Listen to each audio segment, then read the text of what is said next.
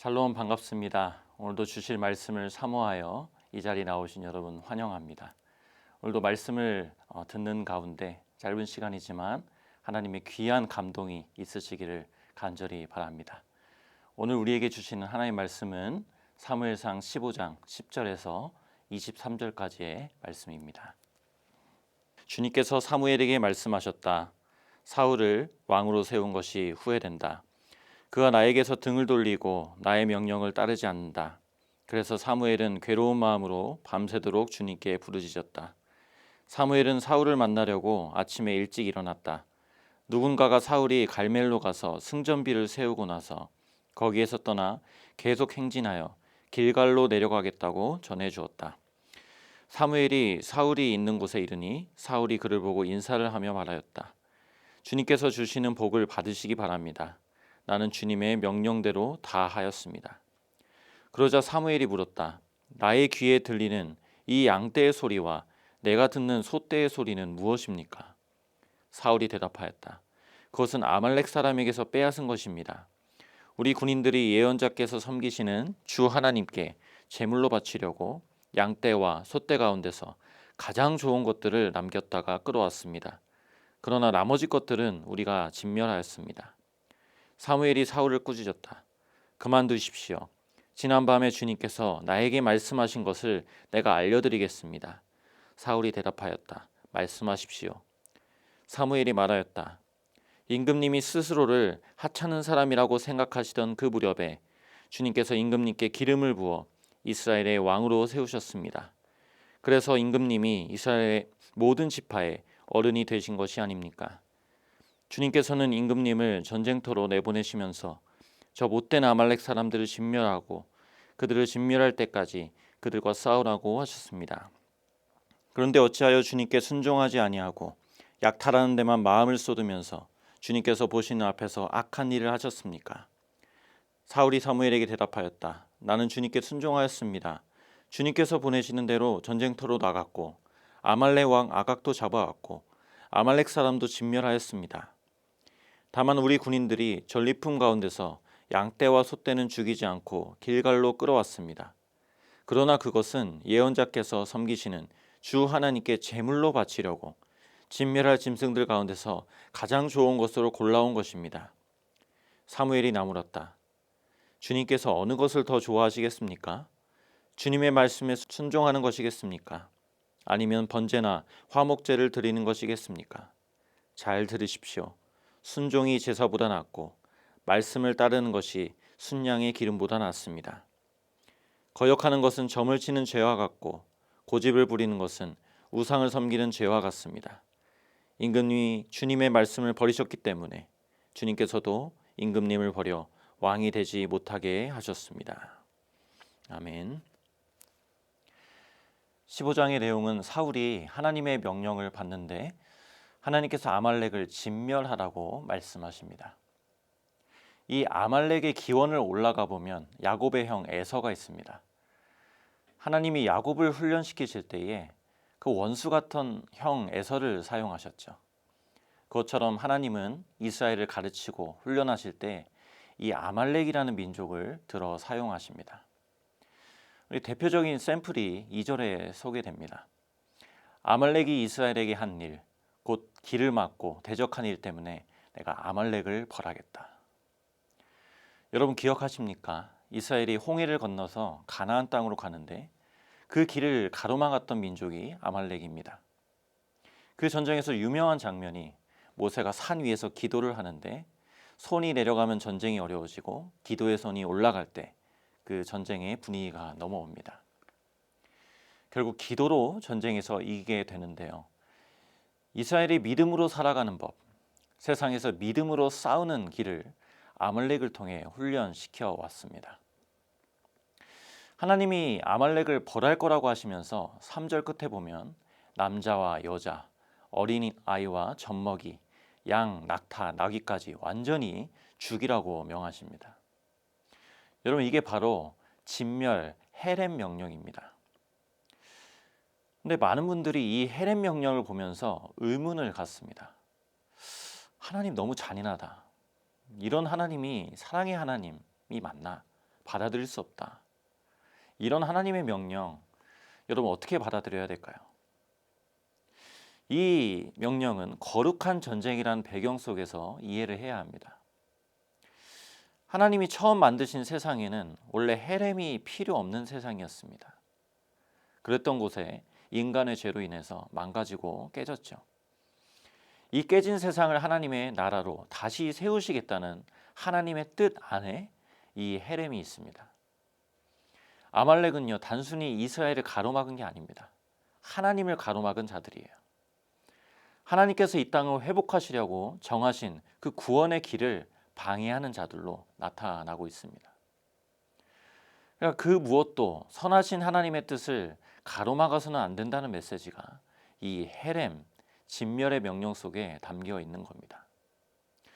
여러분 어쩌다가 사사시대가 시작되었습니까?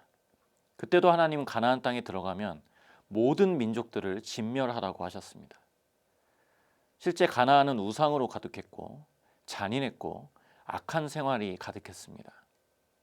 하나님은 그 땅을 이제 하나님의 뜻으로만 꽉 채우길 원하셔서 진멸하라고 하셨는데 이스라엘이 그 명령을 따르지 않죠. 전쟁을 하긴 하는데 가나안 사람들을 종으로 쓰기 위해 조금 남겨두고 어디는 무서워서 싸우지 않고 서로 좋게 그렇게 살자 하다가 어떻게 됩니까? 결국 가나안화 되었습니다. 오늘로 치면 세상화 된 것이죠. 여러분 8절에도 보면 사울이 똑같은 행동을 하고 있습니다. 하나님의 명을 따라서 아말렉과 전쟁을 했습니다. 왕도 잡고요. 모든 백성을 진멸했습니다. 근데 문제는 9절입니다.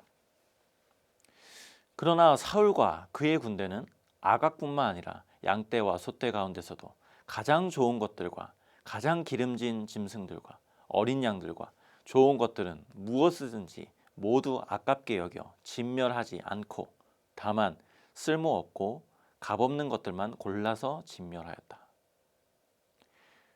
여러분 이걸 진멸이라고 할 수 있을까요?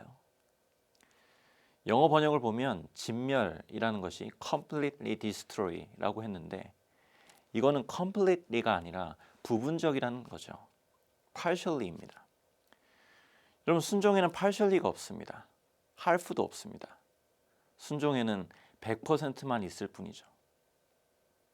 좋은 것들은 아깝게 여겨. 여러분 여기서 신약의 한 대목이 생각나지 않습니까? 마리아가 값진 향유를 조금도 아까워하지 않고 예수님의 발에 다 붓는 걸 보고 가룟 유다가 속으로 생각합니다. 야, 저 비싼 걸 다 버리고 있네. 300데나리온이면 요즘으로 치면 1년 샐러리인데 저거 팔면 어려운 이웃도 도울 수 있고 얼마나 할 일이 많은데 이런 생각을 하죠. 하지만 예수님은 가룟 유다가 아니라 마리아의 편을 들어주십니다. 언어학자 조지 레이코프가 이런 말을 했습니다. 인간의 뇌는 사실을 다 받아들이는 것이 아니다. 자신의 프레임에 맞는 사실만 받아들인다. 여러분 사울은 하나님의 말씀을 듣고 따랐습니다. 하지만 부분적으로 받아들였습니다. 자신의 프레임에 맞는 말씀만 받은 것이죠. 사무엘이 사울에게 묻습니다. 지금 들리는 저 가축들의 소리는 무엇이냐고요. 사울은 하나님께 제사 드릴 때 쓰려고 가져왔다고 합니다. 아주 경건해 보이는 이유입니다. 여기서 22절에 유명한 구절이 나오죠. 우리 함께 읽기를 원합니다. 시작. 사무엘이 나무랐다. 주님께서 어느 것을 더 좋아하시겠습니까? 주님의 말씀에 순종하는 것이겠습니까? 아니면 번제나 화목제를 드리는 것이겠습니까? 잘 들으십시오. 순종이 제사보다 낫고 말씀을 따르는 것이 순양의 기름보다 낫습니다. 여러분 이 말씀에 보면 하나님이 직접 명하신 많은 제사들이 소개되고 있습니다. 근데 하나님이 직접 정하신 그 제사법을 이제 가볍게 여기시겠다는 겁니까? 마음이 바뀌신 겁니까? 하나님은 사울에게 예배드리는 행위, 제물의 퀄리티를 원하신 게 아니었습니다. 사울의 중심을 원하세요. 사울은 지금 하나님이 앉으셔야 할 마음의 왕좌에 자기 자신이 앉아 있습니다. 여러분 죄는 하나님을 유일신으로 섬기는 것이 아니라 자기 자신을 신으로, 말 그대로 자기 자신을 섬기게 만듭니다.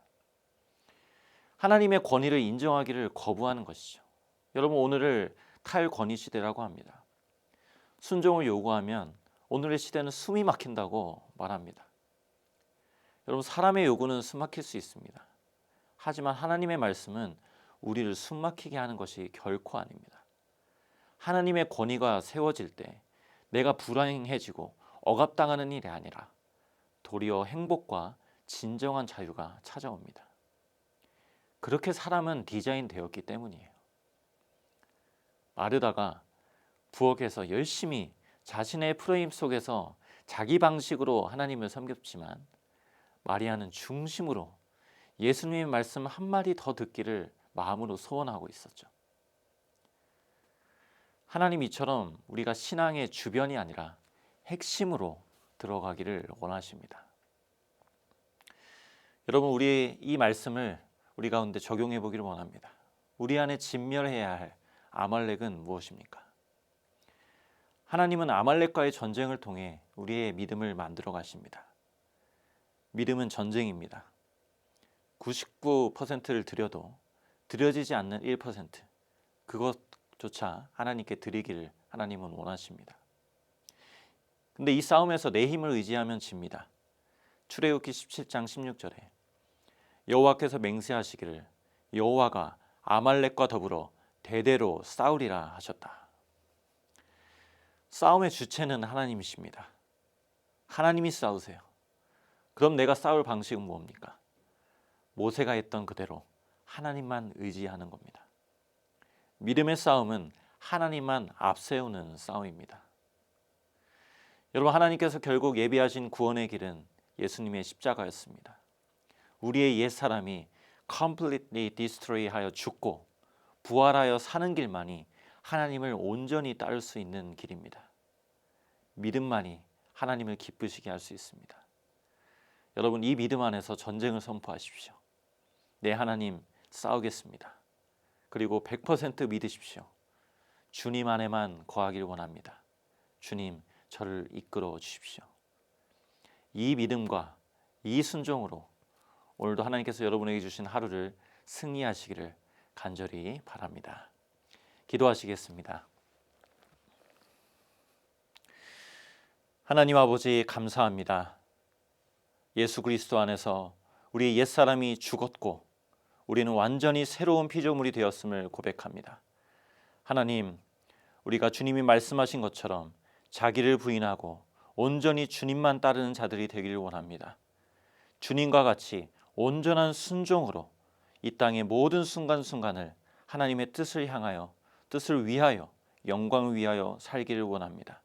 하나님, 우리 안에 여전히 진멸되지 못하였던 그런 삶의 부분이 있다면 주님 앞에 내려놓습니다. 주님, 우리를 이끌어 주시고 주님, 우리 가운데서 하나님의 뜻을 이루어 주시옵소서. 예수 그리스도의 이름으로 기도드립니다. 아멘.